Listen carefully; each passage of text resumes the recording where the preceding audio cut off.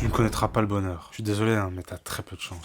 Être multimillionnaire, manger des plats de luxe, acheter les meilleures voitures, vivre dans un pays de rêve. C'est beau tout ça. C'est ce que tu recherches en plus, non? Et pourtant tu l'auras pas. C'est cruel. Mais pas tant que ça finalement. Tout ce que j'ai énuméré précédemment, je te le souhaite bien évidemment si c'est ton objectif. Je ne peux que te le souhaiter. Mais moi, ce dont je parle, c'est le bonheur. Mais du coup, pourquoi je dis que le bonheur est inatteignable? Qu'est-ce que le bonheur? Est-ce que le bonheur, c'est rentrer chez soi après une dure journée et trouver son plat préféré? Siroter un bon café en pleine nuit d'hiver, quand tu as perdu 100 grammes sur la balance? Moi qui fais de la SMR. Ok, ça va, pardon, excuse-moi. Regardons la définition. Selon le Larousse, le bonheur est l'état de complète satisfaction. De ce que je comprends là alors, le bonheur est donc la joie absolue, un état où on est tout le temps heureux, plus aucune tristesse, plus aucune souffrance. Bah pas totalement en fait. En vrai, un monde sans souffrance, ça n'existe pas. En tout cas, après, si vous en connaissez, dites-le moi. Mais ce qui est important à relever, c'est que c'est un état de satisfaction. La satisfaction, c'est un peu le fait d'accepter. Si je suis satisfait d'une chose, c'est un peu comme si je l'acceptais quelle qu'elle soit, non? Bonne ou mauvaise. Donc pour moi, la satisfaction, c'est la sagesse d'accepter une chose qui nous convient. Donc le bonheur existe dans un monde de souffrance. Donc même dans un état de bonheur, on peut quand même souffrir. Mais ça va, c'est pas trop grave. Ça va. Quand est-ce que le bonheur se manifeste? Je pense que généralement le bonheur va se manifester à la fin d'une vie. En tout cas quand on est adulte. Car pour connaître le bonheur, je pense qu'il faut faire preuve de sagesse. Vu que comme on l'a dit précédemment, il faut accepter. Et accepter une chose n'est pas toujours facile. Donc si le bonheur se manifeste en fin de vie, pas dans ce mort, j'espère. Ça veut dire que c'est impossible quand on est jeune. Car il faut découvrir des choses. Il faut expérimenter. Quand nous sommes jeunes, nous n'avons pas expérimenté assez de choses pour savoir qu'est-ce qui pourrait nous satisfaire réellement. Beaucoup d'athlètes professionnels n'auraient pas pu autant s'émanciper dans leur vie s'ils n'avaient pas choisi leur sport de prédilection. La quête du bonheur est donc une aventure. D'autant plus que pendant la période de l'adolescence, c'est la période de crise. Celle de la crise de la recherche. Mais du coup, c'est bien tout ça. On sait à peu près à quel moment ça pourrait se manifester. Il vient tout seul le bonheur. J'ai juste à lever les mains et il est censé arriver. Ou peut-être qu'il faut aller vivre sur une montagne et méditer. En revenant sur ce qu'on a dit, en cherchant le chemin de la compréhension, on a pu voir que le bonheur est l'état de pleine satisfaction. Et on a dit que la satisfaction venait de l'acceptation, donc du verbe accepter. Ici, entre autres, c'est accepter la vie, entre guillemets. Donc s'il y a un verbe, c'est une action, donc il faut agir. Comment trouver le bonheur?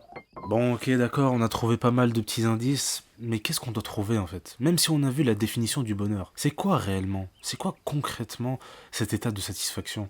La meilleure façon de le savoir, c'est de voir des choses concrètes. Et pour voir des choses concrètes, il suffit d'aller voir des gens qui connaissent le bonheur. Donc, let's go au Brésil. Non, j'ai pas le temps et l'argent pour voyager, malheureusement. Mais c'est pas grave, on va s'intéresser au Bhoutan. Voici le Bhoutan, surnommé le pays du bonheur. En résumé, c'est un pays assez montagneux, traversé par les chaînes de l'Himalaya de plus de 7000 mètres d'altitude. Il est constitué de moines vivant dans des petits groupes, notamment dans les monastères, sans aucune technologie, coupés du monde. Bon, spoil, c'est pas totalement vrai. Globalement, un bon nombre de la population bhoutanaise reste quand même assez heureux, aussi heureux que quand je rase ma barbe. Mais selon le classement officiel des pays selon l'indice de bonheur, eh bien le Bhoutan est 104e. Et oui, c'est totalement dégueulasse. Si on prend ce classement et qu'on prend le top 5, on a en 5e position les Pays-Bas, en 4e position la Suisse, en 3e position l'Islande, en 2e position le Danemark, et en première position la Finlande. Bizarrement, c'est que des pays européens. Mais bon. Pour la France et la Belgique, la France est numéro 21 et la Belgique est numéro 19. En fait, ce qu'il faut savoir, c'est que l'image que l'on a du Bhoutan n'est pas forcément celle qui existe vraiment. Alors, au Bhoutan, ils ont quand même des villes plutôt urbaines, avec des boîtes de nuit, de la musique, des bars et des véhicules. En plus de ça, le Bhoutan a connu une implémentation de la technologie, notamment des télévisions, des téléphones ainsi que d'Internet, dans la fin du XXe siècle. Malgré tout cela, le Bhoutan reste quand même un pays assez fermé. Il y a seulement à peu près 260 000 à 280 000 touristes par an, qui sont globalement des touristes de qualité. Des touristes de qualité. Par contre, l'image que l'on a avec les montagnes et les moines, ça, c'est vrai. Le Bhoutan repose sur 4 piliers. L'économie, la conservation de la culture, la préservation de l'environnement et la bonne gouvernance. Ce sont ces 4 piliers qui régissent un pays rempli de bonheur. Mais du coup, après le respect de ces 4 piliers, quelle est la recette secrète? Pour ça, on va uniquement se pencher sur la vie des moines et ceux qui vivent avec eux. Leur routine est assez simple. Elle consiste en se lever, cultiver, s'abonner à ma chaîne, manger, rigoler et bien évidemment prier. C'est une routine qui peut paraître assez monotone, rien de bien particulier. Pourtant, nous avons un style bien plus rythmé, avec beaucoup plus de découvertes, et pourtant nous sommes moins heureux. Eh bien c'est simple, nous n'avons pas le temps. Du moins, nous ne savons plus apprécier le temps. Le temps, c'est quelque chose de fondamental. Nous sommes tous régis par le temps. Mais le temps n'est pas forcément notre ennemi. Il faut savoir le dompter, l'apprécier, apprécier chaque instant. Nous, notre problème en société actuellement, c'est que l'on court tout le temps. Il faut être très bon à l'école, il faut être très bon à l'entreprise, tout faire pour être le meilleur salarié, et toujours courir après l'argent. L'argent, l'argent, l'argent, l'argent. Mais eux, ils ne courent pas, ils sont à l'arrêt. Puisqu'ils sont à l'arrêt, ils ne recherchent rien de plus. Ils sont donc toujours satisfaits. Malheureusement, nous sommes un peu des gloutons. Nous ne savons pas être satisfaits, du moins être rassasiés. Nous avons toujours besoin de plus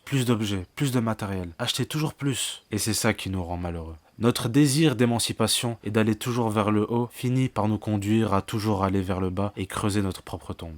Nous, quotidiennement, quand on va sur les réseaux, on voit des gens riches, des gens musclés, et qu'est-ce qui se passe chez nous? On est triste, on se dit, et on veut toujours se rapprocher d'un idéal qui n'est pas forcément celui de tout le monde.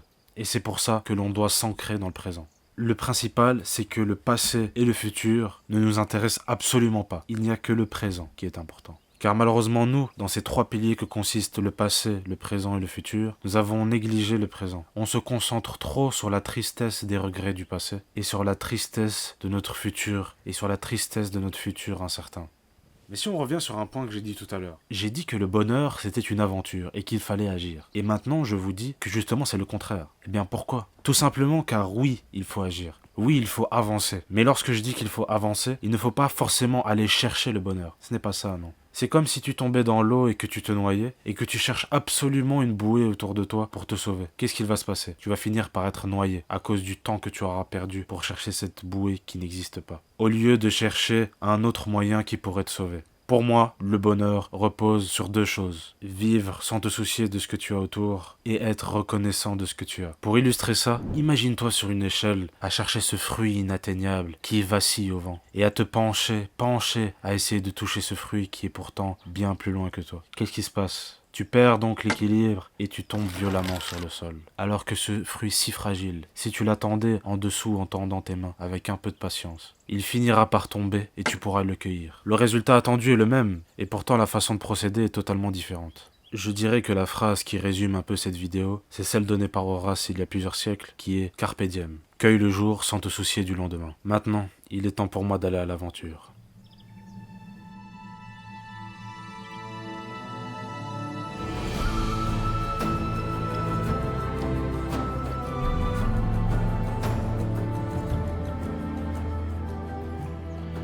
Hop, ça, c'est pour une prochaine vidéo. En tout cas, merci à ceux qui s'abonnent et like. Vous êtes vraiment des personnes en or. Je te souhaite la bénédiction de Dieu. Et n'oublie pas, sois meilleur que toi-même.